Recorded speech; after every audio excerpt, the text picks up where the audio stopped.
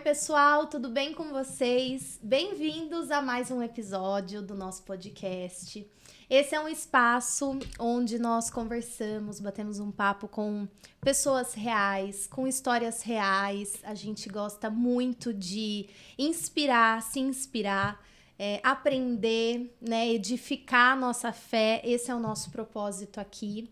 E hoje eu vou conversar com uma pessoa que inspira muitas pessoas. Acho que quem está em Sorocaba com certeza conhece, porque a gente tá chique, é uma pessoa muito chique, gente. Deus exaltou no episódio de hoje. Nós vamos conversar com a pastora Adriana. Obrigada por aceitar o nosso convite. Obrigada a você. Foi uma honra poder estar aqui, um grande prazer.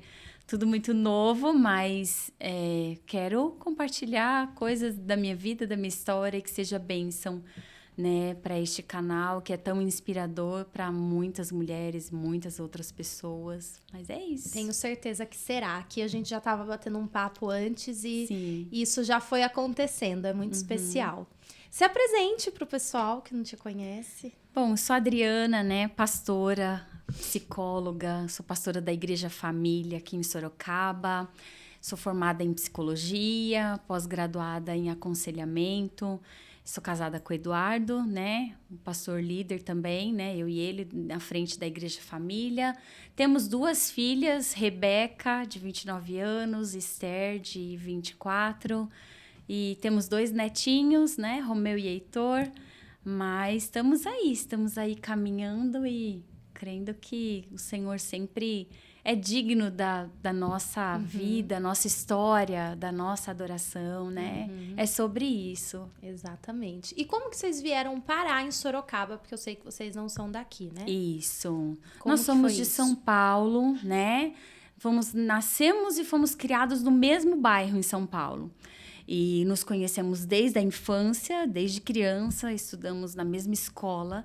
E ali no bairro, e aí ele se converteu, né, uma outra pegada, na igreja que é a nossa hoje, né, a nossa igreja é batista, né, uma linhagem batista, e eu me converti numa outra igreja, e depois a gente se encontrou quando a gente começou a nossa adolescência, né, e aí namoramos, casamos, foi muito rápido, e aí logo eu já tive a minha primeira filha, e depois de uns 9 anos que a gente já estava pastoreando essa nossa igreja em São Paulo, Deus nos chamou para vir a Sorocaba, né? Houve esse convite. Na época, o Eduardo, ele era presidente da convenção do estado, então ele que resolvia boa parte das queixas, das questões das igrejas, e aí, nesse processo, houve o convite especialmente para ele.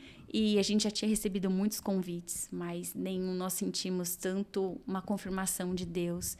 E aí foi quando a gente resolveu deixar tudo lá e vir mesmo com aquela palavra de Abraão, né? Sai da tua terra, do meio da tua parentela e vai para a terra que eu tô te mostrando.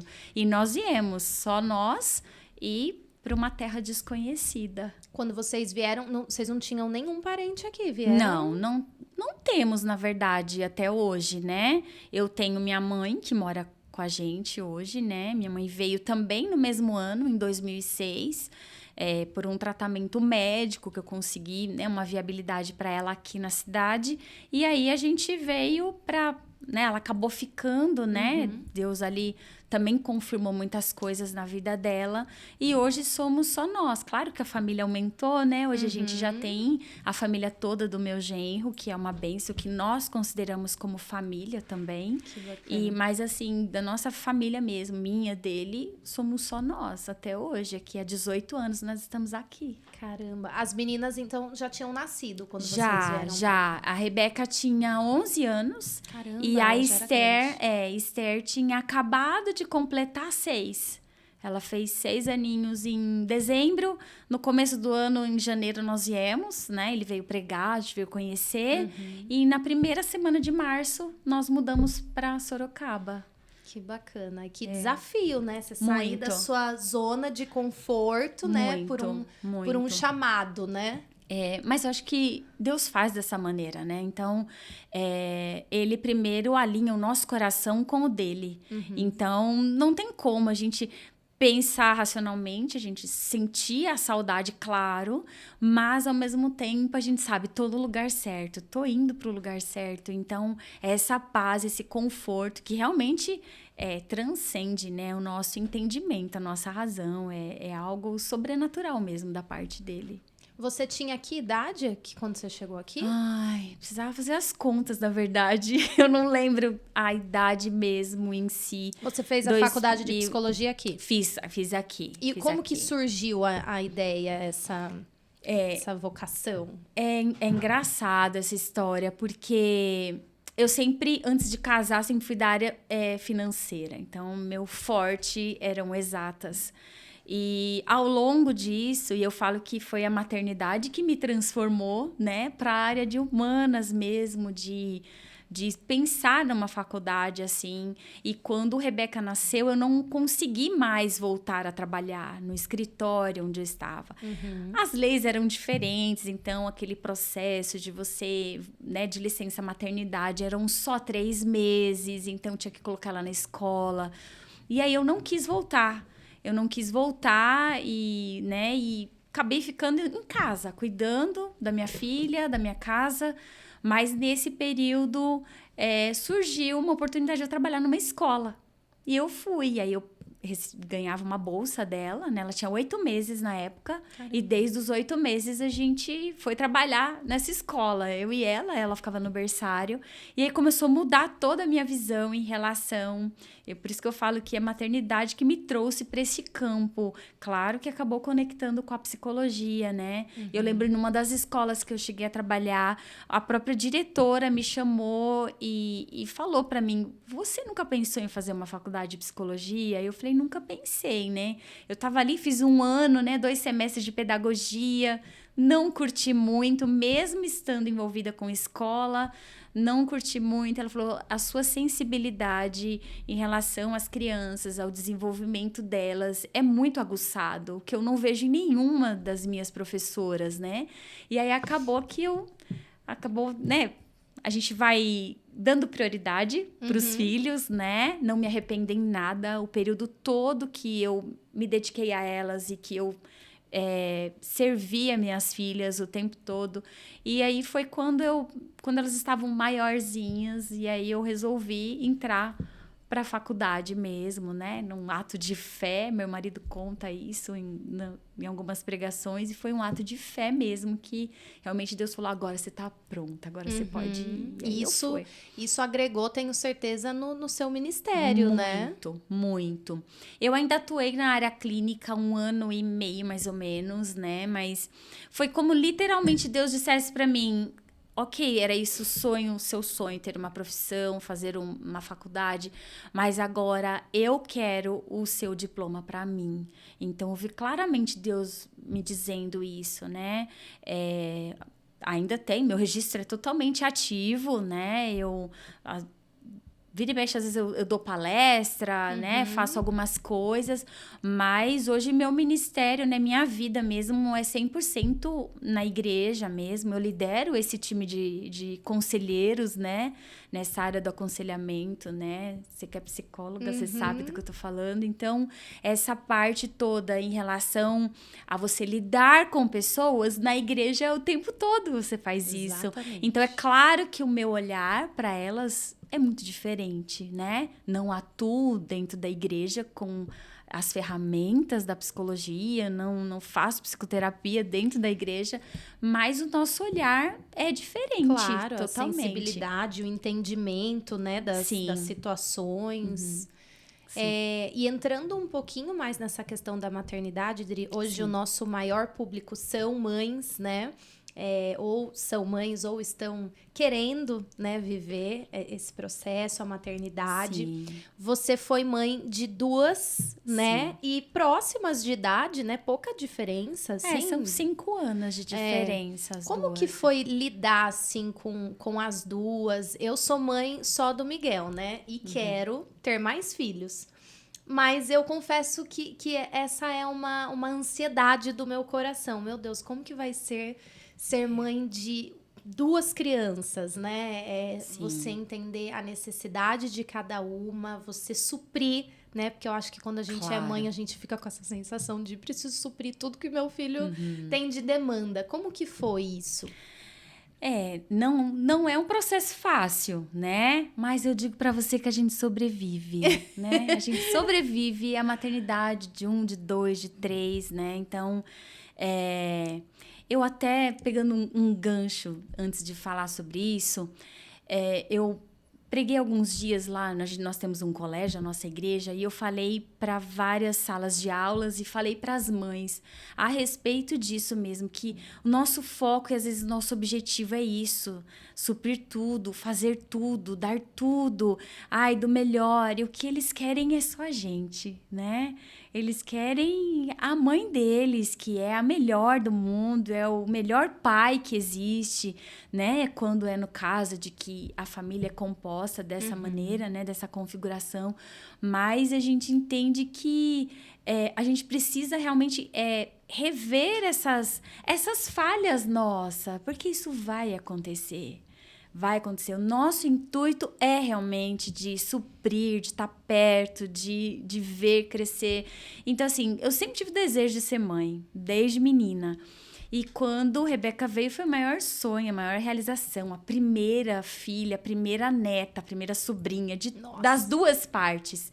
Então, a gente viveu esse momento muito intensamente. Aí, quando a gente foi pensar de ter, né, mais uma filha, né? Eu não sabia que era uma menina, mas foram 5 anos depois, porque eu precisava dessa organização, sabe? Eu precisava que uma fosse um pouquinho mais independente para poder dar conta da outra. Mas não tem idade, sabe? A necessidade delas é a mesma coisa. Hoje mesmo, a gente tem um combinado agora, né? De toda quinta-feira, nós 3 almoçamos juntas. Então, não tem. Hoje, Rebeca tem a vida dela, ela tem o marido, ela tem os filhos, né? A Esther é uma mulher totalmente independente também. Mas eu acho que essa proximidade sempre vai acontecer. Essa preocupação que você tem hoje com o Miguel tão pequeno sempre vai acontecer. E quando vem os netos, dobra um pouquinho essa mesma preocupação, né? Mas eu vou te dizer que os desafios da época em que eu fui mãe de crianças pequenas, muitos dos desafios que eu vejo hoje. É claro que mudou muita coisa. Informação, tecnologia, né? Hoje as crianças não são crianças que, se você falar de algumas coisas que a gente viveu lá atrás, eles não vão saber o que é. E também eles não vão viver sem essa tecnologia. Então, é desafiador, mas o que eu entendo que tem coisas que são atemporais, sabe? Tem coisas que não mudam com o tempo.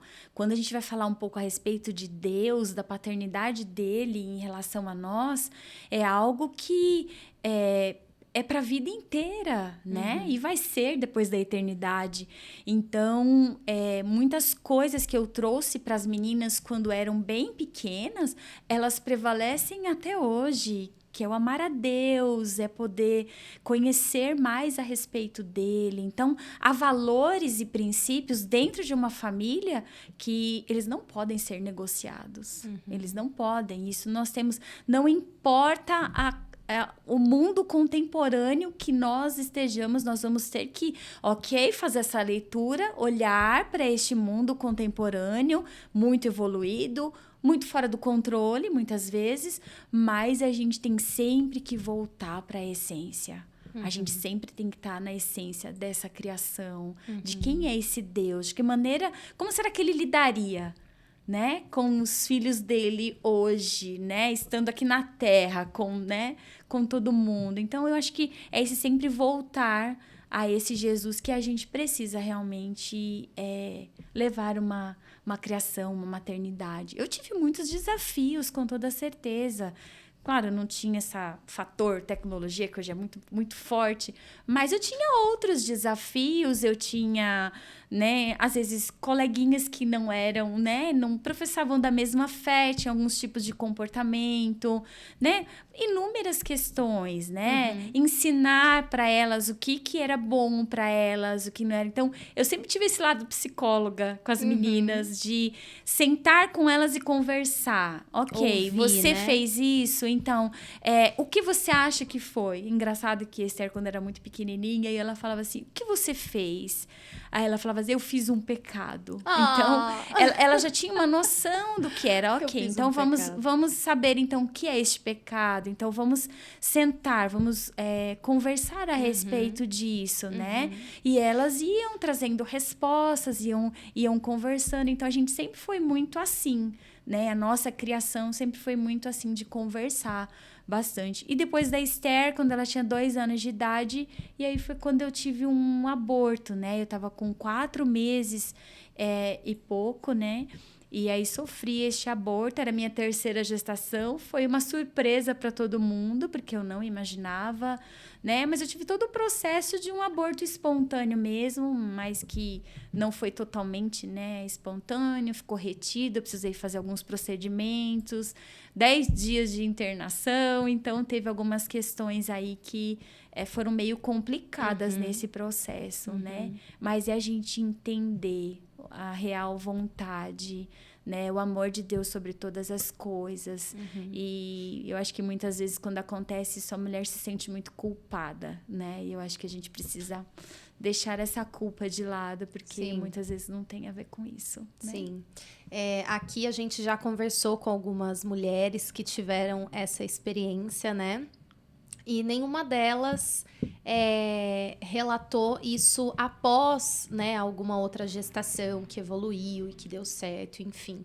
Então, acredito que tenha sido uma experiência diferente, porque você já tinha 2 filhas. Como que foi isso, né? Esse processo de, nossa, isso aconteceu, o que eu vou fazer agora, os sentimentos. Porque uma coisa que aconteceu comigo, por exemplo, né? Eu perdi 2 gestações antes de ter o Miguel. E a primeira foi aquele choque, né? A gente nunca acha que vai acontecer com a gente, né? E a segunda, ela veio carregada. É até estranho falar isso, mas a primeira parece que eu sofri mais na questão da tristeza, do choque. Mas na segunda foi mais desesperador. Porque aí me veio aquela sensação de probabilidade de nunca conseguir, porque era a segunda vez que isso estava acontecendo. Então, eu acho que, além de ter a individualidade de cada um sentir de uma forma e ter os seus questionamentos e os seus medos, que são diferentes, eu acho que também o momento da vida influencia, você já ter tido 2 gestações. Como que foi esse processo? Eu acho que a gente nunca pensa em ficar grávida para perder um filho, né? Eu acho que, claro, são períodos diferentes, né? Mas a dor é a mesma, né? E muitas vezes eu ouvi, mas você já tem 2 filhas, né? Ai, que bom que você tem elas, né? E tá tudo certo. Mas um filho é um filho, né? Então, quando eu engravidei, claro, não foi planejado, né? Não foi planejado essa gestação. Mas já que aconteceu, tá tudo certo, né? E aí, aquela expectativa da possibilidade de talvez ser um menino. Foi um ano de bastante mudança na nossa família. Minha cunhada tinha casado. E aí a gente fez algumas mudanças no quarto das meninas, né? E eu me lembro que muitas coisas da Esther nós já tínhamos para este bebê, né? E eu não imaginava que isso poderia acontecer. E aí eu me deparei com esse sentimento. Eu fiz algo. Eu sempre fui uma pessoa muito agitada. E, né, meu marido é 10 vezes mais do que eu, com toda certeza. Mas eu tenho esse lado, né, mais agitado também. E aí, desci a escada correndo, eu fiz alguma coisa que, né? A gente tenta ficar achando respostas, né? Mas eu falo que foi um processo muito difícil, né? Muito difícil. Até eu lembro que na época meu médico falou, você quer saber o sexo? Eu disse, não quero. Então eu não quis. Foi uma decisão nossa, né? Eu não quis saber realmente para eu não ter que sofrer mais ainda. E aí foi por isso mesmo, e aí eu fui me adaptando. Mas essa dor do pós, ela é absurdamente difícil, né? Absurdamente difícil, porque você vem para casa, eu que já estava com alguns meses, então eu já estava com todo o processo de transformação no corpo, então eu tive que tomar as medicações que a gente toma depois de ter um bebê, eu tive que tomar medicações para secar o leite, porque já tinha produção de leite, então tem uma série de questões que envolve tudo isso. Eu falo que duas pessoas fundamentais no meu processo foi o meu marido e a minha mãe, que trabalhava muito na época, minha mãe, e ela vinha em casa e a minha vontade era de não sair mais do sofá, né? Eu entrei num processo de depressão muito sério, mas depois eu, né, logo já fui me reerguendo, me levantando. A minha pergunta era para Deus: você não me vê capaz de criar mais um filho? Porque o nosso combinado sempre foram 3 filhos. Nós sempre quisemos ter 3 filhos. E eu falo para ele, o nosso papel nós cumprimos, né? A gente tentou, né? Mas os planos de Deus são muito maiores, são muito melhores. Hoje eu tenho propriedade de falar com mulheres que viveram todo esse processo, né? A identificação é muito importante, né? Sim. Isso é uma das coisas que a gente acaba mais escutando, e a gente passou por isso também. Quando a gente viveu isso, eu descobri pessoas na minha família que tinham passado por isso e eu não sabia. Então, hoje, graças a Deus, com a internet e tal, isso vem sendo falado com mais frequência, mas até pouco tempo atrás, isso era um assunto velado. Sim. Até porque tem aquele receio de, eu só vou falar que eu tô grávida quando eu sair dessa zona de risco, né? Não compartilhar. Isso é muito ruim, porque a gente fica se perguntando, poxa, só comigo? Por que só eu? Eu lembro que eu falava pro meu marido, eu tô igual aquele versículo: 10.000 à sua direita, engravidando, e você não vai ser atingido, porque parece que daí os seus olhos, né, eles ficam focados em todas as grávidas que existem e que tiveram os seus filhos, e você fala, meu Deus, é só comigo isso. E depois que você passou por esse processo, você tentou de novo engravidar, ou vocês entenderam que esse... Olha, no hospital ainda, internada, ele ia toda hora lá, né? E não podia ficar tanto tempo comigo, porque tinha as duas, né? Minha sogra me ajudava muito nesse processo, minha cunhada, minha mãe. Mas o período que ele ficava ali comigo, eu dizia pra ele, viu? Nós vamos tentar de novo. Ele dizia, você é uma maluca, você não vira bem da cabeça. Eu acho que mãe nenhuma regula muito bem, né? Porque você passa, às vezes, um parto traumático, às vezes, você sofre um monte, passa um período aí, você já... eu quero engravidar de novo, né? A gente esquece, né, dos perrengues. Esses dias uma pessoa perguntou pro Jones, como é que era o Miguel, né? Quando nasceu, ele dormia bem? E a gente falou quase que meio que junto, o Jones falando que era um terror, e eu falando...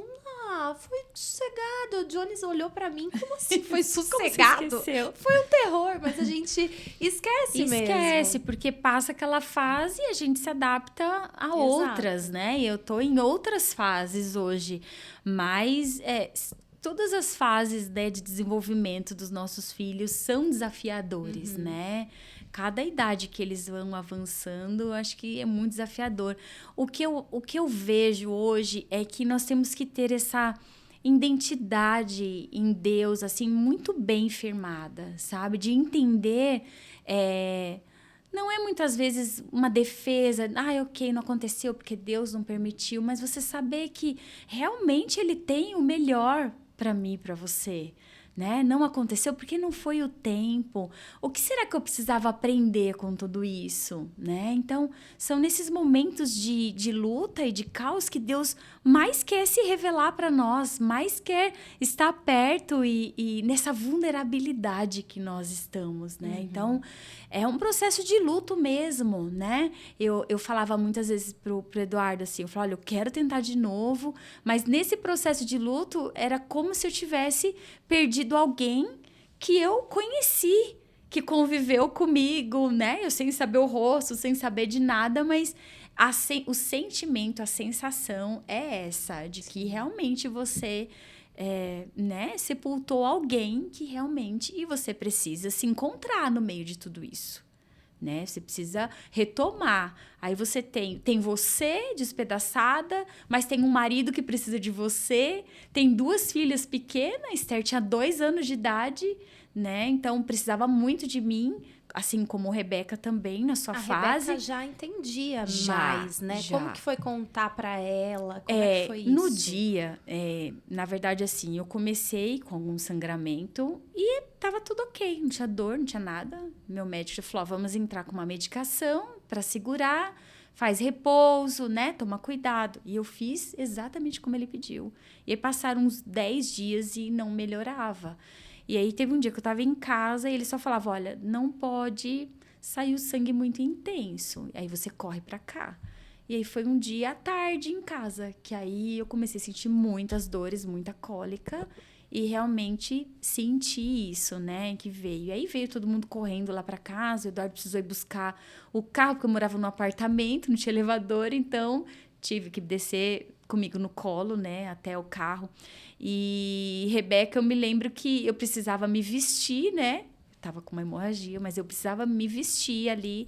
E antes da minha sogra chegar, minha mãe chegar até na minha casa, era só ela. E aí eu dizia, filha, pega uma calça pra mamãe assim, pega o tênis, pega não sei o quê. Então, ela me ajudou ali naquele momento, sabe? A me vestir e tudo mais, né? Mas foi difícil, né? Pra todo mundo. E ela, né, comentava, né? Falava pra nós que se ele foi morar com Jesus, este bebê, eu dizia que sim, né? Que ele veio para cá para ensinar alguma coisa para nós, mas é lógico que com a compreensão da criança, né? Sim. Ela crê no concreto, então é muito difícil para ela, mas a gente foi conduzindo da melhor maneira possível e Sim. Deu tudo certo. Outros desafios, né? Porque além de lidar com a sua dor e com o seu luto, você vendo a sua filha ali sofrendo de alguma forma, tentando entender o que aconteceu, né? E aí esse processo foi muito traumático, acho que de todos, eu acho que foi mais pro Eduardo. Dele ter ficado ali, ele conversava com o médico, ele que, né, ele sabia de todos os detalhes, eu não sabia de nada. Então, para ele, eu acho que foi muito traumático. Então, quando eu saí do hospital, eu falei, viu, aquele nosso combinado continua, bora, vamos pro jogo, que eu tô afim. E ele falou, o médico disse, só 6 meses eu posso esperar, e aí já tá tudo ok. Ele, você ficou maluca, eu não vou tentar mais nenhum filho. Eu vou procurar um médico para eu fazer a cirurgia e tá tudo certo. E a gente começou, né, lidando com tudo isso, eu queria, e ele meio arredio. Eu falava, se fizer vasectomia daqui uns anos, se eu pedir pra você reverter, você reverte? Ele falou, você tá ficando doida de novo, que eu vou querer reverter nada. Mas aí a gente entrou num acordo, que aí eu entendi mesmo que o propósito de Deus era esse, eu ser mãe de 2 meninas mesmo, e tá tudo certo. Tem os 2 agora, né? Os 2 netinhos que vieram numa fase muito boa da nossa vida, né? E neto é muito bom, porque é um amor muito grande, mas sem responsabilidades, né? Da educação. Claro que a gente, né, respeita muito o que os pais trazem para eles. Tudo a gente consulta os pais. Tá, gente? Tá? Os avós respeitam o que os pais... Você sabe que essa parte tem que fazer um corte. Você sabe, Flá, que as pessoas falavam assim pra mim, você vai pagar sua língua, porque quando você for avó, você vai ver, eles vão subir na sua cabeça, eles vão, sabe, né, e vão aprontar, e não sei o quê. A gente brinca muito com eles, né, até porque a gente, né, eu me considero jovem, tá? Mas a gente brinca muito, a gente tem muitos momentos com eles, né? Mas sempre com muito amor, mas também com muita disciplina. Então, a gente não desfaz os combinados que o papai e a mamãe fizeram. Uhum. Então, a gente respeita a rotina, as regras. Então, tudo isso é muito importante, porque eu... Me vejo hoje no lugar dela, que eu nunca gostei que outras pessoas, mesmo avós, tios, se intrometessem na educação ou tomasse a frente de algumas coisas. Então, hoje eu respeito muito, né? E eu disse, gente, eu fui líder de Ministério Infantil por 24 anos da minha vida. Como assim que eu vou desfazer tudo que eu preguei para aqueles pais? Eu não posso, né? Não faz parte, né? Sim. A Bíblia é clara em relação a isso. É lógico que a gente dá um amor descompromissado, né? Então, mas a gente respeita muito o que eles trazem aí para as crianças. E eu acho que isso é bem importante, essa parceria. Sim. E outra, eu tava lembrando aqui, a Rebeca morou fora do país, né? Sim. E aí eu fico pensando, o Miguel tem só 2 anos, né? E às vezes eu tô dando TT assim pra ele, eu fico olhando pra ele, fico pensando assim, meu Deus, um dia você vai falar pra mim que quer ir na praia sozinho, sem mim, vai querer vir com, ai mãe, eu vou fazer intercâmbio, ai eu vou morar não sei na onde. Eu já fico sofrendo desde já oro. Já falo, Senhor, não deixa dar essa vontade nele. Como que foi isso? Eu fui uma mãe muito assim, igual você fala, né? Me identifiquei porque as minhas preocupações quando as meninas eram pequenas também eram essas, sabe? De estar sempre perto. Eu sempre fui aquela mãe muito presente, da festinha, da escola. Mãe, precisamos fazer uma maquete. Bora fazer uma maquete. Então, eu sempre participei muito da vida delas, né? Em tudo que elas precisavam fazer.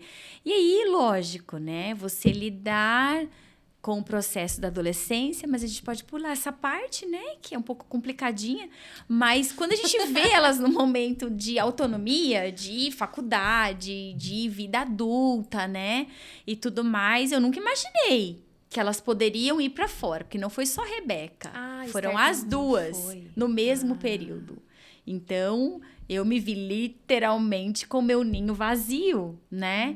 Deus. A Rebeca já estava casada? Ela tinha 1 ano de casada, um apartamento, tava com um negócio na cidade, né? Ela tinha lá a empresa dela de bolos e tudo mais, estava indo super bem. E aí foi quando eles foram fazer uma viagem missionária para o sertão e tudo mais, e Deus começou a ministrar o coração deles dessa ida para se preparar fora, né? E foi difícil, assim, ficar sem a presença dela, mesmo ela casada, a gente ainda tinha muito contato, né? Mas, ao mesmo tempo, a gente tem, assim, ela casou, né? Ela tem a vida dela agora, ela tem as decisões dela. É lógico, a preocupação de mãe vai ser a mesma. E aí, eterna, né? Eles moraram 4 anos fora, então pegou a parte da pandemia, né? Eles foram em 2017 embora. E aí pegou a parte toda da pandemia. E aí, ai, mãe, Murilo tá com Covid. Aí a gente, né, daqui... Olha, eu falo pra você que nesse meu processo, eu falo, né, maternidade teve muitos processos. Hoje minhas filhas, né, têm mais idade, eu já vivi muita coisa com elas, muitas fases. Mas esse processo todo delas estarem longe de mim foi muito mais pra mim do que pra elas, sabe?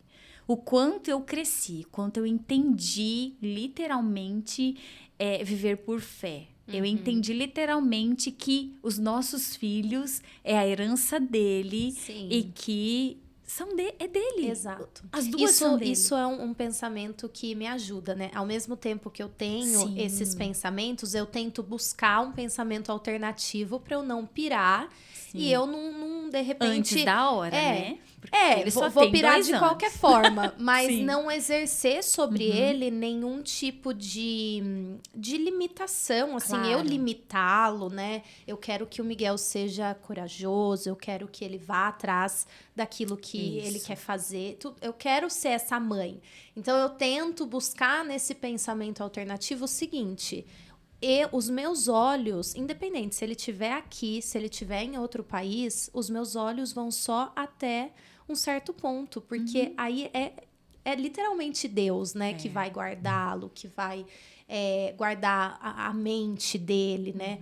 Então eu fico pensando, Senhor, é só tu mesmo, não adianta eu querer pegar 1% desse controle, graças a Deus que eu tenho a ti, Senhor. Às vezes eu vou fazer casamento de final de semana e ele fica com os meus pais, com os meus sogros, e a nossa mente é muito catastrófica, né?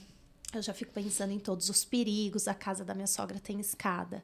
Aí aqui embaixo minha mãe sai com ele na rua para passear e na calçada, mas na calçada mesmo assim tem perigo. Eu já fico com aquela, eu falo, Senhor, é tu que vai guarda Sim. ele, acampa os seus anjos, é independente se tiver comigo ou com outra pessoa. A gente precisa nutrir isso, porque senão a gente acaba sendo um dano na vida deles, né? Por questões nossas, né? Eu fui muito criada assim. Eu também fui criada assim, então eu acho que tem mais a ver com a gente, você percebe, do que Exatamente. a ver com os nossos filhos. Exatamente. Né? Tem tudo, a gente estava conversando esses dias, eu e minhas filhas, que tem a ver com muitas coisas que a gente faz hoje, que a gente reproduz, são dessa vinda dos pais. E entender que realmente, o que você falou, os nossos filhos são dele. E é ele que vai cuidar de toda essa parte, essa preocupação. A gente se preocupa porque faz parte, a gente é mãe, né? Eu tive que lidar com a saudade, né? Rebeca foi embora em 2017, em 2019 a Esther vai. Então, aí eu fiquei sem ninguém.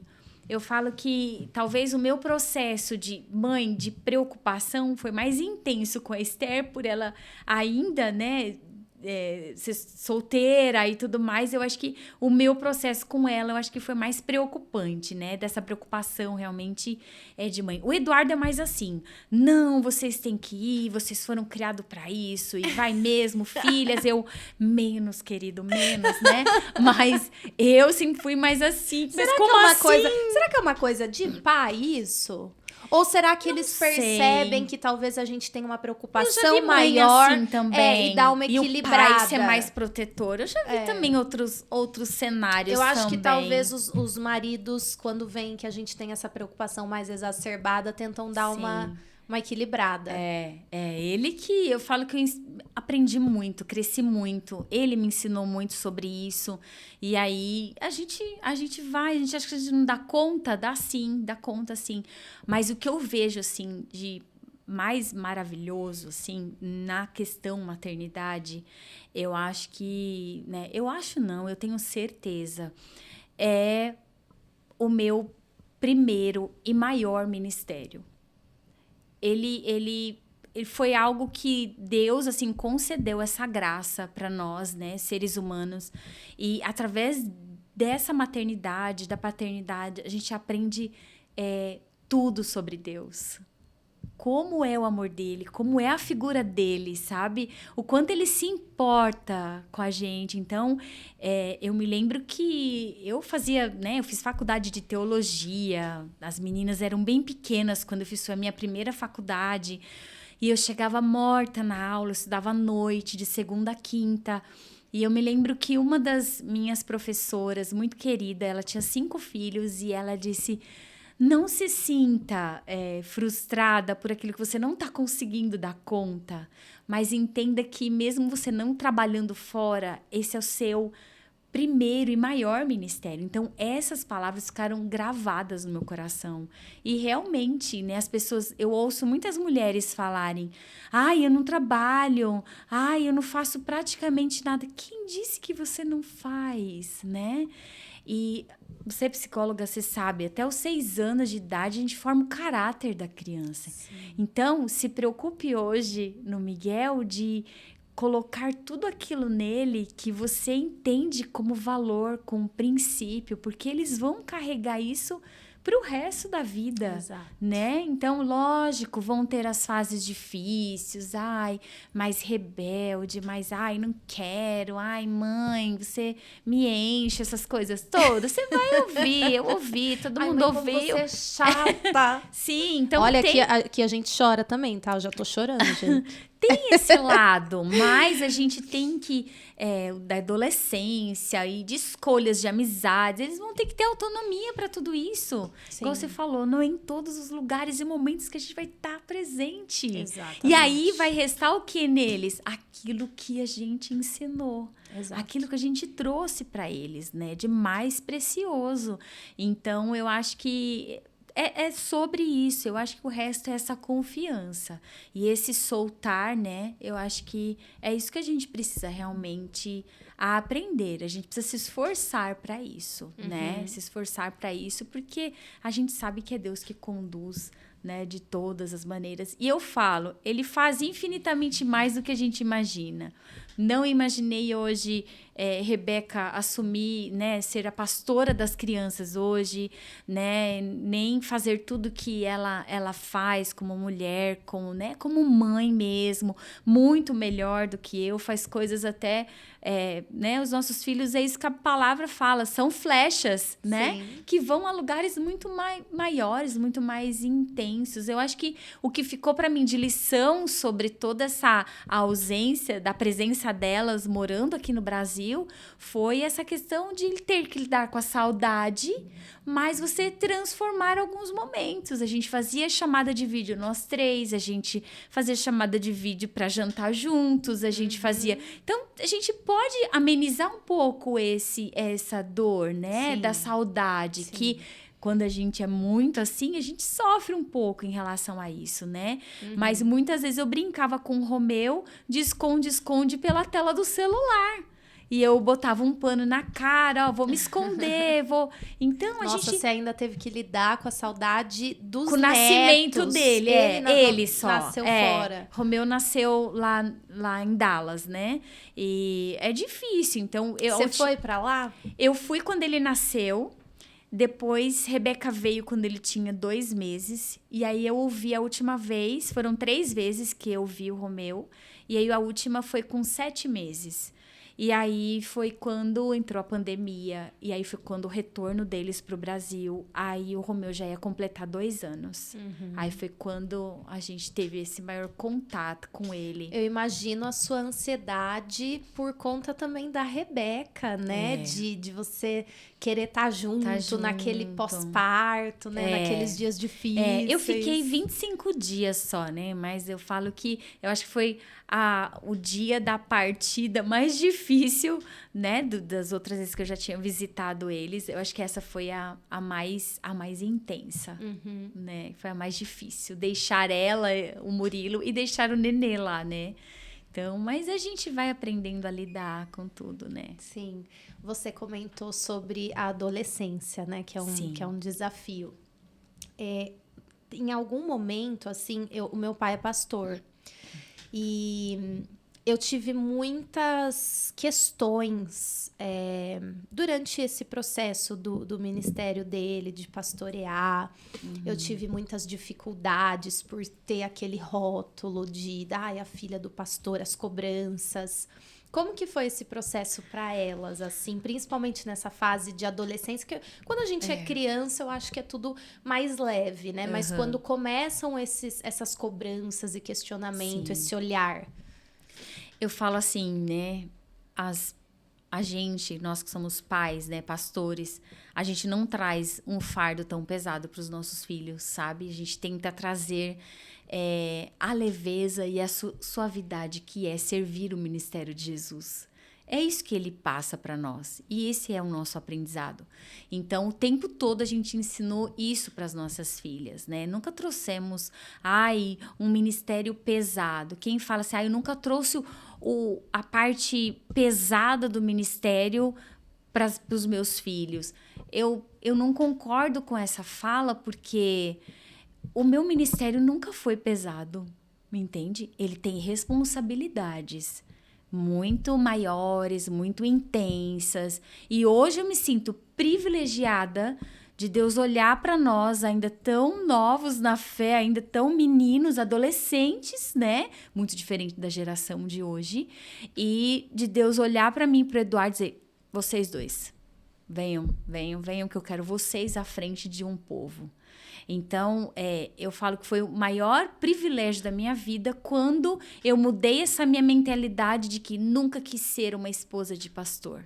entende? Então, acho que essa maneira da gente enxergar essa forma de trazer isso também para os nossos filhos. Então, nunca trouxe isso para elas. Eu sempre poupei elas de que, já foi numa visita essa semana com a gente, vamos tentar amenizar e vamos deixar ela. Deixa com a tia, deixa com a avó. Às vezes até os próprios irmãos da igreja nos ajudavam. Então, assim, eu trazia esse momento de ser criança, Sim, né? o equilíbrio mesmo. Então, a gente nunca trouxe. Mas as pessoas são muito cruéis, né? As pessoas são, e né, a gente falando da fase da adolescência, eles são mesmo, né? Eles vão falar o que eles pensam, o que eles acham, né? Mas, assim, no grupos de amigos, assim, nunca elas enfrentaram, às vezes, essas afrontas, assim, muito maiores, sabe? Mas sempre havia essa cobrança muito mais de adultos do que da própria galera que fala a mesma língua entre eles. Porque é uma identificação. Para eles é a Rebeca, é a Esther, é minha amiga. E, né, nós vamos no cinema, nós vamos... Então, para elas, eu acho que em relação... Não peso de criança para criança e muito menos, às vezes, de adolescente para adolescente, né? Mas eu acho que os adultos têm isso, né? Tem esse peso maior, né? O ministério é nosso, não são delas, né? Hoje, Rebeca é uma pastora, mas é uma escolha dela, foi um chamado dela, uma chamado experiência deles, individual dela. Isso, dela, totalmente, né? Então, eu vejo que o ministério pastoral, ele aflora, né? Não é você, eu quero ser, mas eu falo que é Deus que realmente nos escolhe. E aí a gente tem a comunhão, né, da igreja que vai percebendo esse chamado, que vai percebendo tudo isso, né? As coisas acontecem muito naturalmente, né? E hoje eu acho que isso melhorou também, né? Eu acho que há alguns anos atrás, as igrejas hoje estão diferentes. As pessoas estão com uma mentalidade melhor em relação a essas cobranças, aquela questão da santificação, daquele estereótipo de como tem que ser, como tem que fazer. Eu acho que é mais leve, né? Talvez antigamente isso fosse um pouco mais pesado, né? Eu lembro que uma vez, numa conversa assim com meu pai, eu falei pra ele: pai, eu queria ser filha do irmão que senta no último banco da igreja, por conta dessas cobranças ignorantes, né, das pessoas. Então, a Esther também teve falas como essa: eu não queria ser uma filha de pastor, né? Por conta, acho que disso mesmo, né? Dessa demanda das próprias pessoas, né? Mas a gente sempre trouxe esse equilíbrio, como você falou, né? Da nossa rotina ministerial, né? Com essa... Até hoje mesmo, né? Todo mundo fala: vocês são muito ocupados, gente. Tá tudo certo. Nossa agenda é muito organizada. É lógico que há uma intensidade de coisas para fazer, mas a gente sempre entende que é o momento de que deu o nosso horário, a gente precisa ir para casa. Eu sou a Adriana, ele é o Eduardo, né? Aqui tem filhos, aqui, né, que precisa ir no mercado, aqui precisa resolver coisas de casa, que precisa brincar com os netos, aqui precisa estar ali numa mesa, conversando, dando risada. Então, essa separação é muito bom para a saúde mental de qualquer pessoa, né? Se eu vivo e respiro 24 horas do meu dia ministério, então, haviam muitos assuntos que...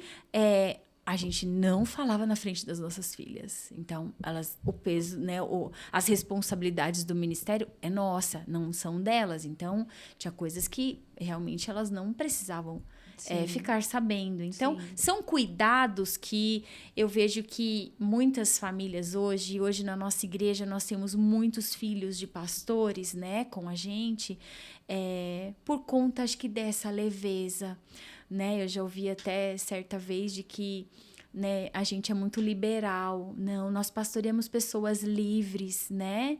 A gente pastoreia essas pessoas que são livres, que têm um poder de escolha, né? Mas nós trazemos a liberdade quem nós somos em Cristo, né? Não somos liberal, nós temos essa liberdade no Senhor, naquilo que Ele traz, porque nada é por força. A Bíblia fala por violência, mas é o poder do Espírito Santo, é Ele que convence. A gente está lá para pregar o que a palavra fala, né? Exato. E cuidar de todo mundo, e estar próximo, entender cada público, né? Cada faixa etária, a gente precisa ter um olhar diferente e se comunicar de uma maneira correta. Sim. Porque com a informação que os adolescentes têm hoje, que as crianças têm hoje, não é qualquer tipo de comunicação, né? Não é Foi-se o tempo que fazia um culto geral, né? Sim. Que falava de uma maneira geral. Sim, e é lógico, né? A gente não pode descartar isso de que, né, os nossos adolescentes, eu não digo só eles, sabe? Mas tem tido até uma idade até um pouco mais nova, ainda lá pelos seus 9, 10 anos, e se estende um pouco mais para jovens, né, e tudo mais, com muitas questões em saúde mental, né? Muitas questões emocionais, né? Hoje é muito assim de que você não pode receber um não, que aí você, né, a pessoa já pensa em dar cabo da vida, já, né, não tolera sofrer frustrações. Então, tem uma demanda hoje, né? Mas eu entendo que a gente precisa trazer este evangelho, a verdade de como ele é mesmo, que, olha, querido, você tem que ter a sua vida cristã pautada na Bíblia, porque não dá para andar de outro jeito. Não há negociação com a palavra de Deus. Sim. Ela é aquilo, ela é viva, ela é verdadeira. E é essa verdade que a gente precisa carregar. Dá para ser feliz, viver a minha adolescência e a minha juventude com toda certeza. Sim. Né? Eu falo que na nossa época, ainda mais ainda do que a sua, nós somos sobreviventes. Nossa, né? De toda doutrina, a minha mãe mesmo, né? minha mãe, né, hoje minha mãe tem 70 anos, então quando ela conta de como era, Sim. é assustador, né? Sim. Não tem como falar que não se tornava muitas vezes aversivo essa questão da igreja e de você ter essa religião, de e não ser adianta, crente. sabe, Flá, assim, a gente olhar para os nossos filhos e olhar também para, né, a igreja e dizer assim para os membros hoje, que seja adolescente, que seja jovem. Na minha época, você precisava ver como que meu pastor tratava tal comportamento, tal atitude. E muito menos eu vou ter que dizer para minhas filhas, olha, eu sofri tudo isso na minha infância, na sua idade eu já trabalhava. É outra época. É outra configuração, tá? O que é hoje para eles? Então, ok, precisam ter responsabilidades? Precisam. Filhos nas responsabilidades de filhos e as pessoas que são, né, estão dentro de uma família, né, a família biológica, a família espiritual, também tem as suas responsabilidades, né? Sim. Se eu faço parte de ministério, se eu faço parte de liderança, eu tenho aí responsabilidades maiores. Eu preciso realmente saber dessa minha vida cristã nos bastidores, aonde ninguém tá vendo, né? Que hoje é meio difícil com rede social, né? Todo mundo acaba se expondo aí de alguma forma ou de outra, né? Sim. Mas a gente tem que entender o agora. Eu acho que esse é o segredo, talvez, do avanço da nossa família espiritual, sabe? Da nossa casa, da nossa igreja, que é como a gente se trata, né? Da nossa família tão grande que nós temos hoje. É essa verdade de quem Jesus é, né? De uma maneira muito simplificada, né? Temos que ser a imagem e semelhança dele, andar conforme os seus mandamentos, as suas escrituras, né? A escritura sagrada, e a gente tem que realmente ser essa pessoa leve. Não dá mais para ser esse cristão de antigamente tão rigoroso Punitivo. Em alguns posicionamentos que, né? Não é que eu tô flexibilizando a Bíblia, não, ela sempre foi essa. Isso tudo que tinha lá atrás, que a gente carregou esses pesos mortos, esses fardos todos, foi homem que colocou, né? Então, muitas coisas a gente tá na Bíblia. O que Jesus faria? O que ele pensa sobre isso? É esse voltar para a Bíblia que nós sempre temos que ter em todas as áreas, né? Isso é muito especial e muito necessário, né? Pra gente conseguir fazer essa igreja de hoje, né? Com certeza. Dri, foi um prazer. Prazer Obrigada foi meu, amei. Por topar, Até chorei aqui, gente, já me inspirei, aprendi, chorei. E fiquei com vontade de você clinicar.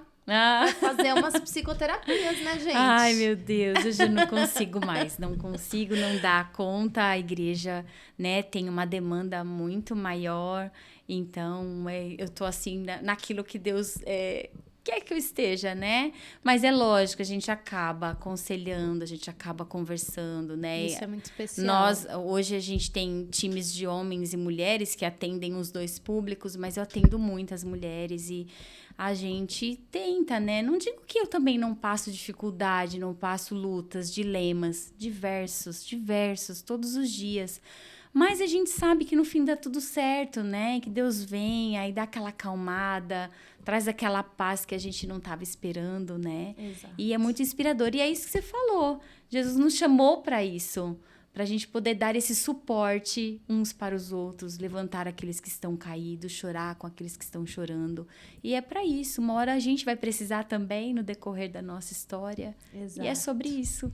Muito especial. Obrigada, de verdade. Para mim também. Obrigada a vocês que nos acompanham aqui. Até o próximo episódio. Vou deixar as redes sociais aqui da Igreja Família, da pastora, para vocês acompanharem também. Obrigada. Obrigada a você. Tchau.